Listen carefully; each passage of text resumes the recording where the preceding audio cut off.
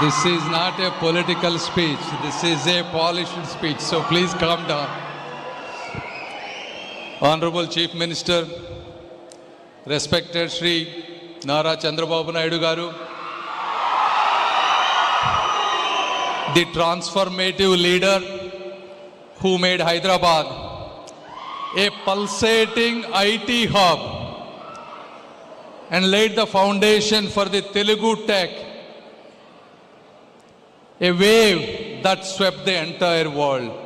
Our CBN sir, Honorable Home Minister Srimati Anita Garu, a person with a balanced blend of empathy, discipline and dynamism, Honorable DGP Shri Harish Kumar Gupta Garu, a fearless police commander, and my MLA Shri Bola Ramanjanil Garu Pratipadu, and the chairman RVRJC College Shri Shrikant Garu, and Raipati Srinivas Garu, and Surya Kotta Garu, and all the friends from the law enforcement, and most importantly of all the Guntur people, Namaskar, good afternoon, thank you, thank you.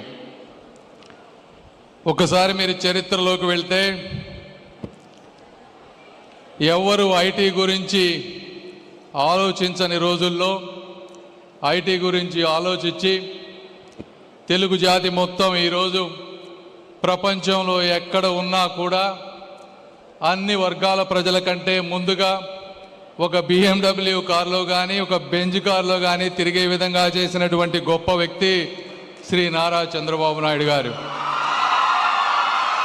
భారతదేశానికి hitech సిటీని పరిచయం చేసినటువంటి వ్యక్తి శ్రీ నారా చంద్రబాబు నాయుడు గారు. భారతదేశానికి real time governance అనే పదాన్ని పరిచయం చేసినటువంటి వ్యక్తి శ్రీ నారా చంద్రబాబు నాయుడు గారు. ఎవరికీ తెలియని రోజుల్లో సిటిజన్ సెంట్రిక్ డిజిటల్ సర్వీసెస్కి ఈ సేవ మీ సేవ అని పేరు పెట్టినటువంటి మహోన్నతమైన వ్యక్తి శ్రీ నారా చంద్రబాబు నాయుడు గారు. బయోమెట్రిక్ ఇంటిగ్రేటెడ్ గవర్నెన్స్తో అకౌంటబిలిటీ క్రియేట్ చేసినటువంటి వ్యక్తి శ్రీ నారా చంద్రబాబు నాయుడు గారు. పేపర్ల మీద ఉన్నటువంటి ల్యాండ్ రికార్డ్స్ని డిజిటైజ్ చేసినటువంటి మొదటి వ్యక్తి శ్రీ నారా చంద్రబాబు నాయుడు గారు.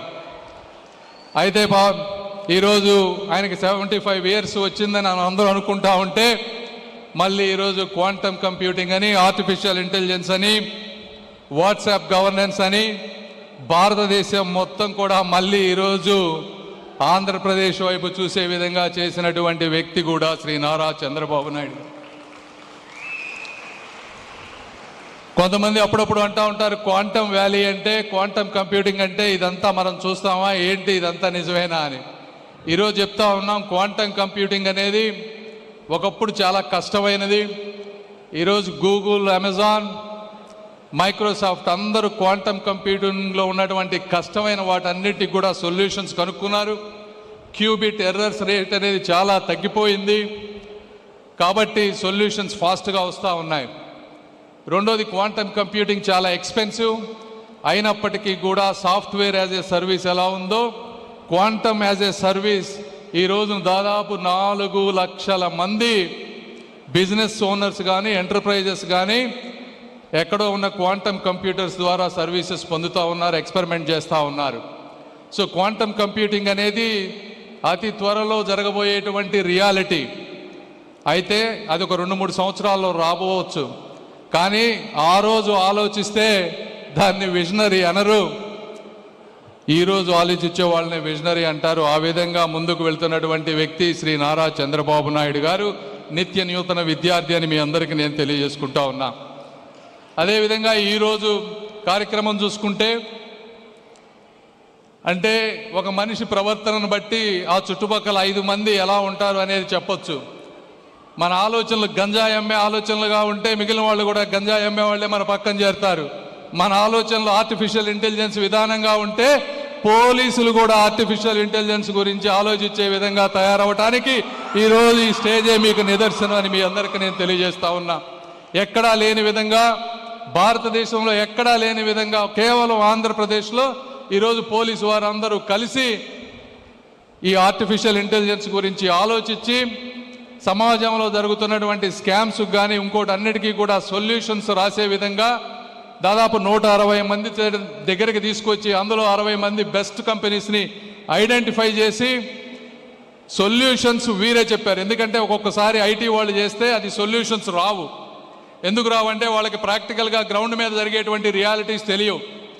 ఇది యూనిక్ హ్యాకథాన్. ఎందుకు అంటే పోలీసు వాళ్ళు సొల్యూషన్స్ ఇచ్చి వారందరినీ ఒక దగ్గరికి తీసుకొచ్చి 36 గంటలు ఇక్కడ కూర్చోబెట్టి ఈ సొల్యూషన్ అన్ని చేసే విధంగా ఒక ప్రాక్టికల్గా, అంటే సిలికాన్ వ్యాలీ ఇన్నోవేషన్ స్ట్రీట్ సొల్యూషన్గా వచ్చే విధంగా చేసినటువంటి ఆంధ్రప్రదేశ్ పోలీస్ వ్యవస్థ సభ్యులందరికీ, అదేవిధంగా దాంట్లో పార్టిసిపేట్ చేసినటువంటి ఆర్వీఆర్ జేసీ కాలేజీకి సంబంధించినటువంటి నిర్వాహకులకు, అదేవిధంగా దేశ విదేశాల్లో వచ్చినటువంటి ఏఐ నిపుణులకు అందరికీ కూడా నేను మనస్ఫూర్తిగా కృతజ్ఞతలు తెలుపుతూ ఉన్నాను.